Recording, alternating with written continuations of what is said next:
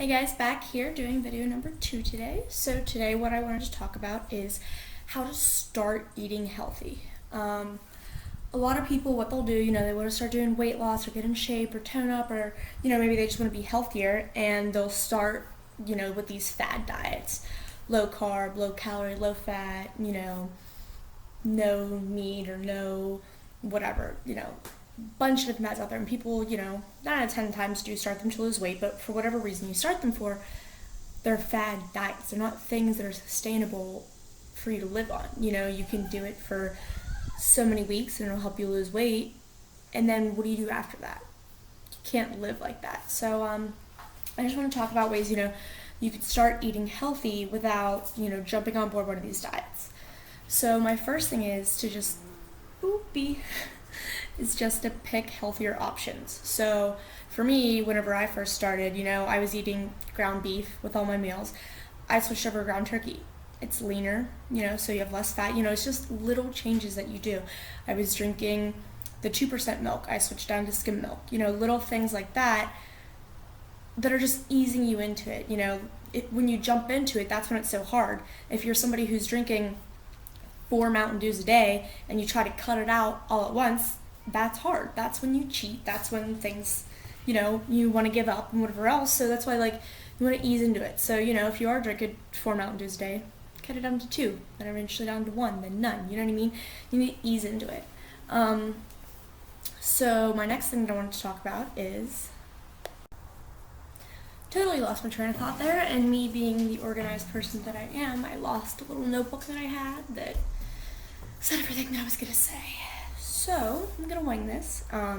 So next thing I want to talk about is portion sizes. A lot of people, including myself, it's so easy to do, piles and piles of food on your plate. You go to a restaurant, you think, clean your plate. Oh, I'm paying for this meal, it's not going to taste good left over. You clean your plate. The portion sizes that they give you at restaurants are huge. Whenever I eat my mom's cooking, she's like, what the hell, you barely ate anything. Everybody thinks big portions, but in reality, if you look on a box of pasta, the serving size is a half cup cooked. That's nothing compared to what we're used to eating. So big thing is you need to start working on your portion sizes. There's so many things on the internet you can look up that give you a rough idea of portion sizes without having to, get your measuring cup out for every meal or whatever it is. It can be the size of your fist or, stuff like that. That's going to help you to just keep control of what you're eating. And that's definitely a huge thing. For myself, I was like, oh, okay, I love tacos. Let's make turkey tacos. Ground turkey, that's healthy. Low sodium, better than the regular taco seasoning. Whole wheat wraps, cool. Put all my little veggies and stuff on them. Healthy, right? Yeah. But then I'd have 4 tacos and I'd still feel like 1,000,000 pounds because I ate 4 tacos. That's not how it's supposed to be. So portion sizes are definitely a huge thing. And then that brings me to my next tip to help you with the portion sizes: meal prep. Such a huge thing for me, especially. I've been really bad with it lately because I moved home. So one, I've been taking advantage of my parents buying groceries, so they're not buying the healthy stuff that I would usually get, but I'm broke, so I'm gonna go with that for now. And 2, I am eating, letting my mom cook the food, because why wouldn't I? It's great not having to cook. So taking advantage of that has kind of been messing me up lately since I moved home. But when I was at school and I was meal prepping, it's awesome because, you come home after a long day of class or work or whatever it is and you're hungry. You just go in the cupboard or in the fridge and, eat your leftover pizza that your brother put in there that you weren't planning on eating, but it's there and there's something else healthy prepped for you, so you eat it. Especially I come home from the gym and I'm starving and I start eating whatever is in the fridge and I'm like, oh, Reese's cup. Peanut butter has some protein, that's fine for now, it has some carbs, I'm starving, I'll eat that until I have some food cooked. No, if I would have just had something prepped in the fridge, I could have thrown it in the microwave, bam, the Reese's cup wouldn't even have fazed me, because the reason I picked it up is because I was starving, you know what I mean? So having those meals prepped for you is so much better.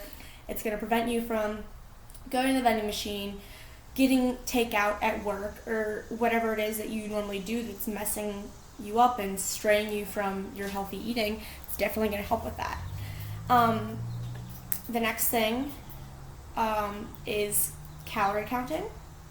Now, some people count the macros. If you want to be really strict about it, that's cool, good for you. Not my cup of tea right now, where I am in life, but I do like to get a rough estimate of my calories in a day. I'm not saying go overboard and break down everything, like, oh, well, that piece of celery had 1 calorie, or, for example, whatever it is. But, get a rough estimate. Okay, I think, like, this was roughly 300, this was roughly 400. Add them up, keep a running count, just so you're not letting yourself go overboard. And especially if you look up what the calories are in some things, or, like, start reading labels, you'll start to get to know how much things are.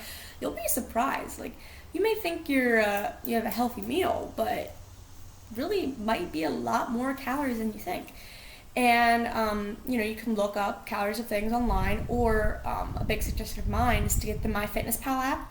You can scan stuff in, you can type it in. They have a lot of things, especially like even from restaurants, they have stuff stored in there, and it helps you just keep a running tab. How do you know how many calories to eat? I'm not going to get hardcore into that in this video, but pretty much look up your resting metabolic rate. That's the calories you need to stay at where you're at. If you want to lose weight, drop it down a little bit. You want to gain weight, add some on. Not rocket science. There's so much out there that can help you figure that out. Another thing, how to start, being healthy, water. I suck at drinking water. It's really hard for me to get enough in. I don't know why. I think it's a mental thing. I tell myself, oh my god, so much water, so I can't do it. But there's ways to get around it. Add fruit to your water. Some people do mint. Not for me, but some people do it.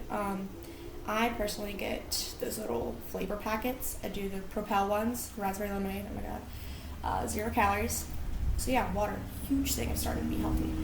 So when it comes down to it, fruits and veggies. Duh, everybody knows that. Whole grains, switch to whole grains. Not because they're less calories or they're really gonna help you lose weight, but because there's so many more nutrients in them that it's just so much better for your health. This isn't just about weight loss. It's about getting healthier. You know what I mean? Look up, Google healthy foods. It's hard on the internet because sometimes some things it says it's healthy, it's really not. Especially, on food labels today. It says all natural. Not really all natural. Or whatever else. But, so it's hard sometimes to know. But there's so much knowledge in it. Just look into it. It's not that hard. People are making these excuses. Well, I don't know what's healthy. Learn. Read a book. Something, figure it out. It's not that hard. Okay, so another way to jump on the healthy train is the 90-10 rule. So for those of you that don't know what it is, 90% of the foods you eat, whole foods. Not your processed junk that has all the extra additives and blah, blah, blah.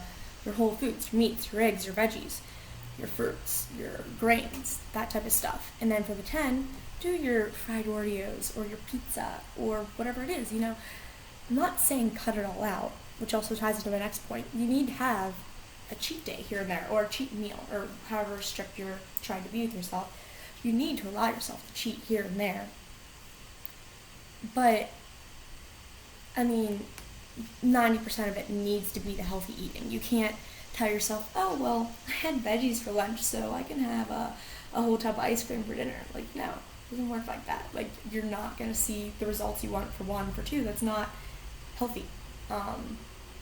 So yeah, 90% of the foods you eat, do your healthy whole foods, whatever, and the 10% do the fun stuff. You need to cheat here and there, and that's how it's going to help you stick to it. Because if you're trying to be, for me anyway, maybe you're great at being strict, but for me, when I'm too strict, that's whenever I binge eat and eat everything in the cupboard. So yeah, 90-10.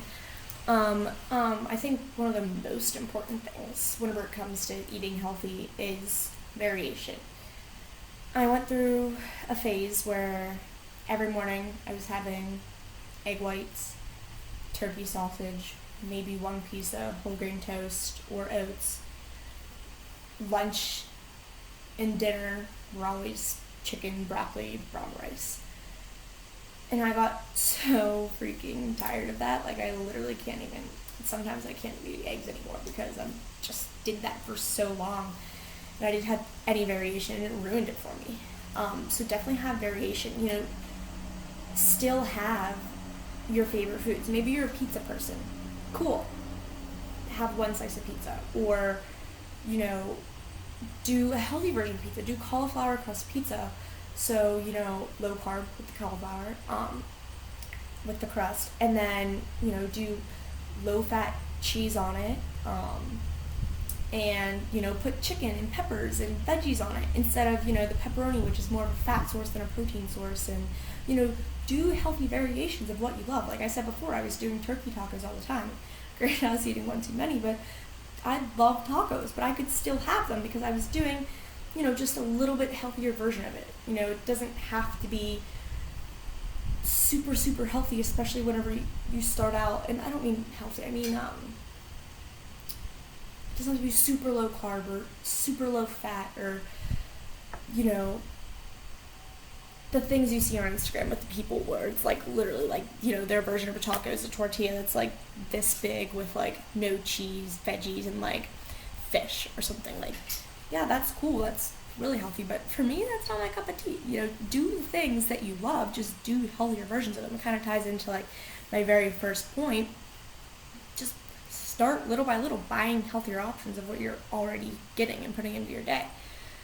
So, yeah, I mean, allow yourself variation. When you're meal prepping, you know, one pack of ground turkey or ground chicken, whatever you decide to use, or lean ground beef, break it up into different things. Do half of the packet, maybe make a stuffed pepper or two or whatever, however many you can make out of it. Maybe the other pack, make turkey burgers. You know, don't make it all the same. Do your different veggies and your different grains and stuff, mix it up. Don't let yourself fall into the same pattern unless you like that. If you want to eat chicken broccoli every day, good for you, but I can't do it anymore.